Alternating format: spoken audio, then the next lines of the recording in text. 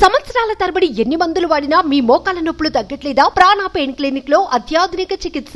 Andhra Pradesh deputy CM Konidela Pawan Kalyan శనివారం తెలంగాణలో పర్యటిస్తున్నారు.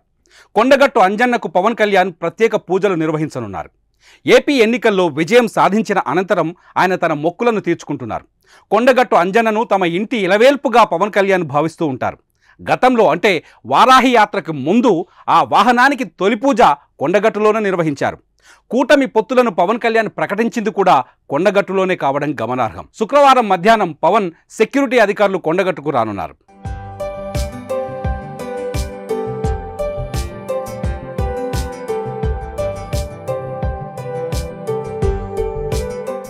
పవన్ టూర్కు భారీ ఏర్పాట్లు చేస్తున్నట్లు తెలంగాణ జనసేన నేతలు తెలిపారు.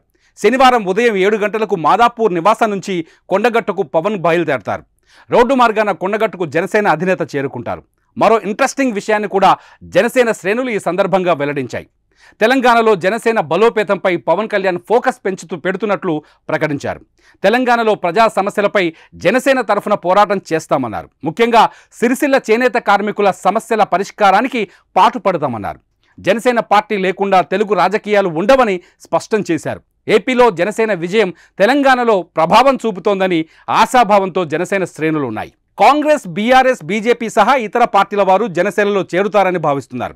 తెలంగాణ స్థానిక సంస్థల ఎన్నికల్లో జనసేన పోటీ చేయాలని పవన్ను కోరుతామని జనసైనికులు అంటున్నారు.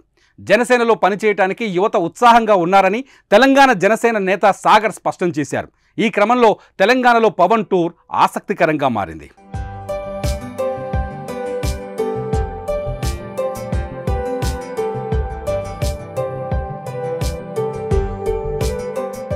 సుమన్ టీవీలో మీ పర్సనల్ అండ్ బిజినెస్ ప్రమోషన్స్ కోసం కింది నెంబర్కి కాంటాక్ట్ చేయండి.